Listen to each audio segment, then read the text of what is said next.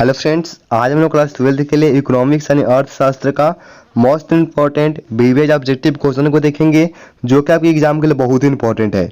और इस बार हम लोग टारगेट है कि आप सभी 400 प्लस नंबर को लेकर के इतना हम लोग टारगेट है, तो आप सभी इस टारगेट को लेकर के चलें। चलिए, पहला क्वेश्चन है, उत्पादन के निम्न में कौन से साधन है। उत्पादन के निम्न में कौन से साधन है। अगर आप लोग को आंसर पता है तो आप लोग कमेंट बॉक्स में जाकर के वहां पे आप लोग आंसर को दे सकते हैं।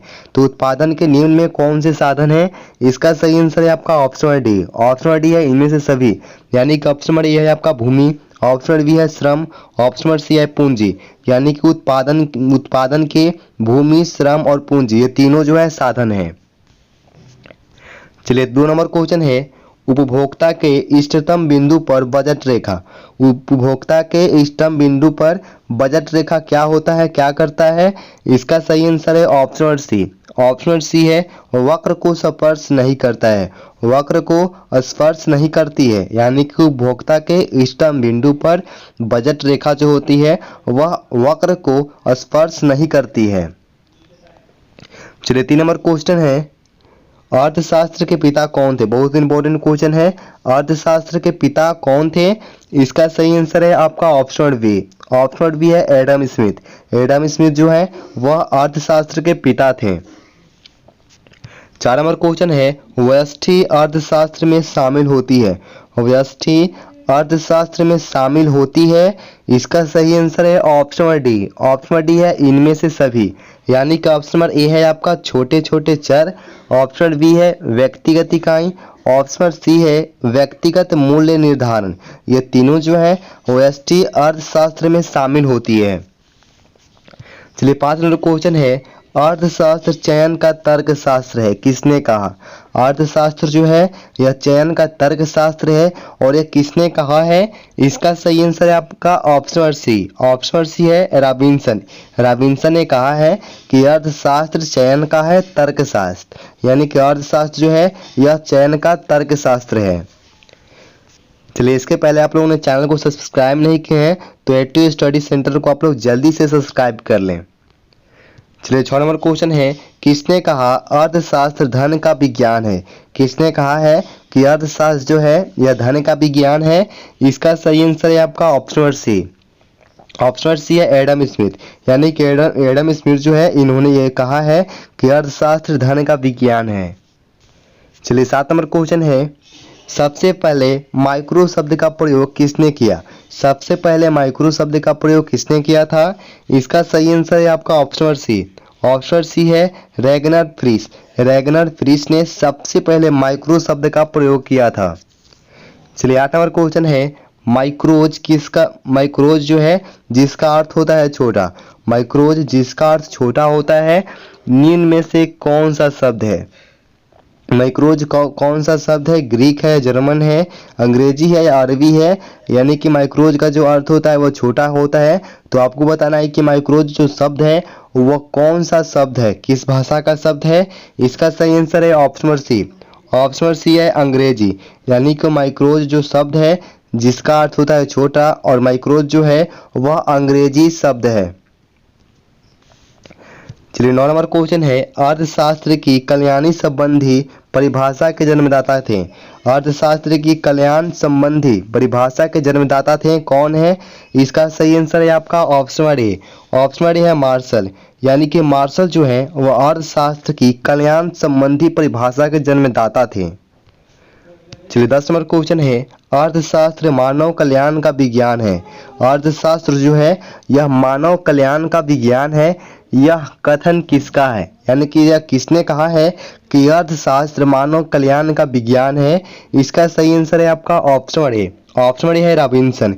यानी कि रॉबिन्सन का यह कथन है कि अर्थशास्त्र मानव कल्याण का जो है विज्ञान है। चलिए, 11 नंबर क्वेश्चन है, निम्नलिखित में कौन उत्पत्ति का साधन नहीं है। निम्नलिखित में कौन है जो उत्पत्ति का जो है साधन नहीं है। इसका सही आंसर है आपका ऑप्शन सी। ऑप्शन सी है पूंजी।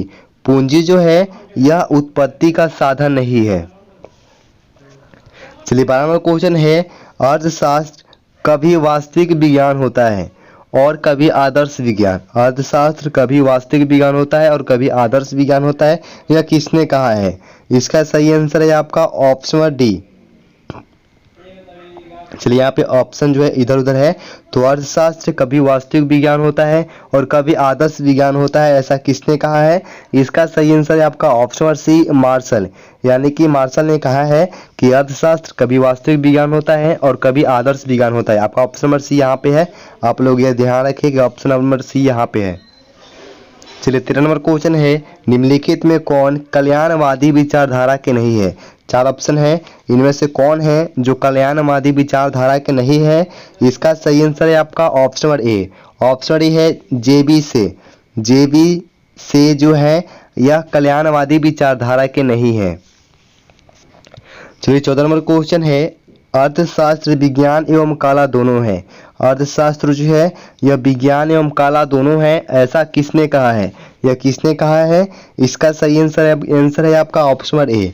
ऑप्शन नंबर ए है आपका मार्शल। यानी कि मार्शल ने कहा है कि अर्थशास्त्र विज्ञान एवं कला दोनों है। चलिए 15 नंबर क्वेश्चन है, अर्थशास्त्र यथार्थवादी विज्ञान एवं आदर्शवादी विज्ञान दोनों है।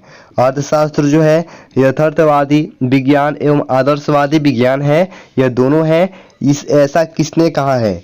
इसका सही आंसर है आपका option number A. Option number A है मार्शल। यानी कि मार्शल ने कहा है कि अर्थशास्त्र यथार्थवादी विज्ञान एवं आदर्शवादी विज्ञान दोनों है। चलिए 16 नंबर क्वेश्चन है, अर्थशास्त्र एक वास्तविक विज्ञान है, किसने कहा? अर्थशास्त्र जो है यह एक वास्तविक विज्ञान है, ऐसा किसने कहा है? इसका सही आंसर है आपका ऑप्शन नंबर बी। देखिए ऑप्शन नंबर बी यहाँ पे है रॉबिन्सन। यानी कि रॉबिन्सन ने कहा है कि अर्थशास्त्र एक वास्तविक विज्ञान है। 17 नंबर क्वेश्चन है, अर्थशास्त्र उद्देश्यों के बीच तटस्थ है। अर्थशास्त्र उद्देश्यों के बीच तटस्थ है, किसने कहा? किसने कहा कि अर्थशास्त्र जो है वह उद्देश्यों के बीच तटस्थ है, ऐसा किसने कहा है? इसका सही आंसर है आपका ऑप्शन बी। ऑप्शन बी है रॉबिन्सन। यानी कि रॉबिन्सन ने कहा है कि अर्थशास्त्र उद्देश्यों के बीच तटस्थ है। चलिए 18 नंबर क्वेश्चन है, आर्थिक क्रिया के प्रकार हैं। आर्थिक क्रिया के प्रकार कौन कौन से हैं? इसका सही आंसर है आपका option number D. Option D है इनमें सभी। यानी कि आर्थिक क्रिया के प्रकार कौन से हैं?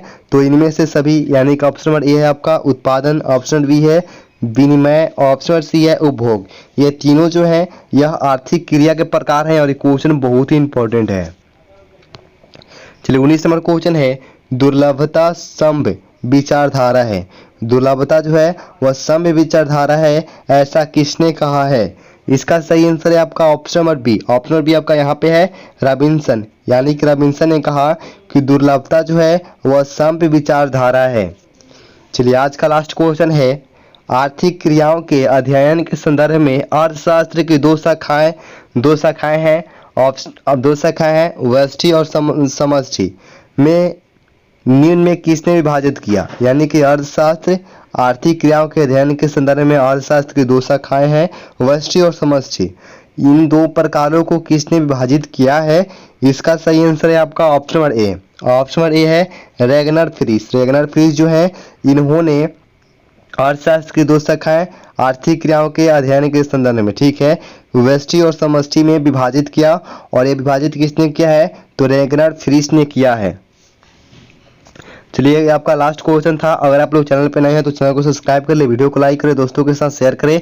और वीडियो से रिलेटेड आप कोई भी क्वेश्चन आपके माइंड में हो तो आप लोग कमेंट बॉक्स में जाकर के वहां से आप लोग पूछ सकते हैं। मिलते हैं अगले वीडियो में, धन्यवाद।